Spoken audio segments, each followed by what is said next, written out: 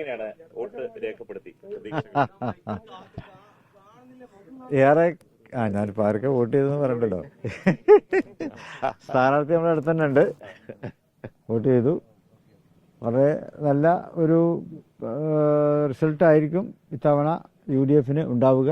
Record ഭൂരിപക്ഷത്തിൽ തന്നെ UDF അധികാരത്തിൽ വരും എന്നുള്ളത് തന്നെ ഞങ്ങളുടെയൊക്കെ പ്രതീക്ഷ. തദ്ദേശ തെരഞ്ഞെടുപ്പുണ്ടായ ഒരു തരംഗം ഇപ്പോഴും ഉണ്ട്.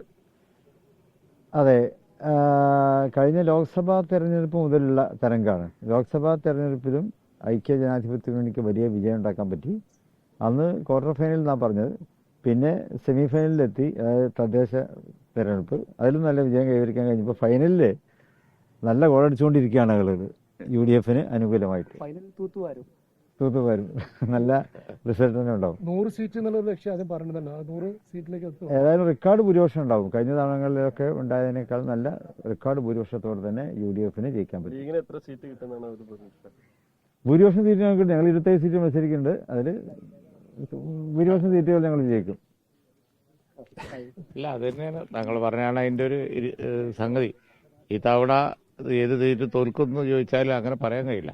കാരണം എന്താണെന്ന് വെച്ച് കഴിഞ്ഞാൽ എല്ലായിടത്തും നല്ല മത്സരം നടക്കുന്നുണ്ട്. അപ്പോൾ ബഹുഭൂരിപക്ഷം സീറ്റുകളും ലീഗ് നേടും. UDF താങ്കൾ പറഞ്ഞത് തന്നെയാണ് അതിൻ്റെ കണക്ക്. എല്ലാവരും ഒരേ കണക്കാണ് ഏകദേശം പറയുന്നത്. അപ്പോൾ അതിലെന്തോ ഉണ്ട് നിങ്ങൾ കരുതിയാൽ മതി. അല്ലാതെ മറ്റൊന്നും സംഭവിക്കാൻ യാതൊരു സാധ്യതയും ഇലക്ഷൻ രംഗം നോക്കണ ആർക്കും പറയാൻ കഴിയില്ല. ഓരോ ജില്ലയിലുള്ള കാര്യങ്ങൾ എടുത്ത് അനലൈസ് ചെയ്താൽ UDF നല്ല ഭൂരിപക്ഷത്തിൽ വിജയിക്കും.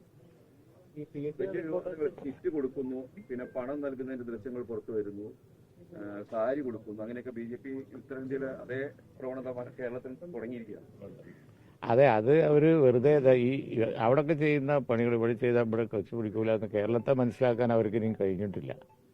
അതാണ് ഒരു ഇലക്ഷനിൽ ഒരു അക്കൗണ്ട് തുറക്കും, പിന്നെ അക്കൗണ്ട് ക്ലോസ് ആവും, പിന്നെ അക്കൗണ്ട് തുറക്കും എന്നാണ് ഈ ഗതികേടിൽ പോലും നിൽക്കുന്നതിൻ്റെ കാരണം. അതാണ്, അല്ലാതെ ഒന്നും കേരളത്തിൽ സംഭവിക്കാൻ പോകില്ല. BJP അക്കൗണ്ട് തുറക്കോ ഇത്തവണ? വീണ്ടും അക്കൗണ്ട് തുറക്കുന്നുണ്ടോ? വീണ്ടും ചോദ്യം അതിലേക്ക് വന്നല്ലോ. അക്കൗണ്ട് തുറക്കോ ഇല്ലേ എന്നുള്ളതാണ് ഇപ്പോഴത്തെയും ചോദ്യം. അതാണ് വസ്തുത.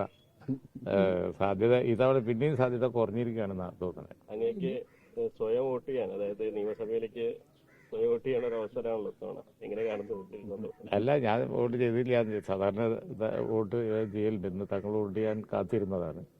കാരണം തങ്ങള് ഇരിക്കാട് വോട്ട് ചെയ്യാൻ സാധ്യത. അപ്പൊ തങ്ങളെ വെയിറ്റ് ചെയ്യിപ്പിക്കണ്ടെന്ന് വിചാരിച്ചു. ഞങ്ങള് വോട്ട് ചെയ്ത് പിന്നെ പോയിട്ട് വിരസാവകാശം ചെയ്യാന്ന് വിചാരിച്ചിരിക്കും നിൽക്കുകയാണ്.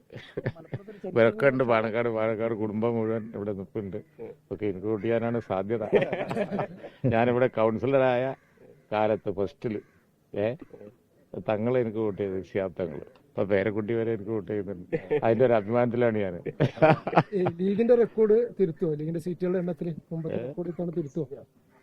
സാധ്യത ഉണ്ട്, നല്ല സാധ്യത ഉണ്ട്. കാരണം ഇത്തവണ 27 വളരെ നല്ല ഫൈറ്റാണ്. കിട്ടാത്ത സീറ്റുകളിലൊക്കെ ഫൈറ്റാണ്.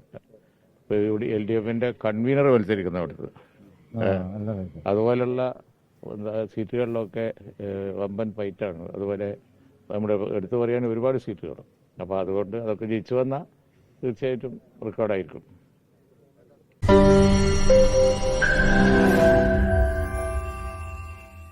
ലോകത്തെവിടെയായാലും ഏത് സമയത്തും 24 വാർത്തകളും ഓഗ്മെന്റഡ് റിയാലിറ്റി പാക്കേജുകളും എക്സ്പ്ലെയിനറുകളും വിശദമായി കാണാൻ ഞങ്ങളുടെ YouTube ചാനൽ നിങ്ങൾക്ക് സബ്സ്ക്രൈബ് ചെയ്യാം.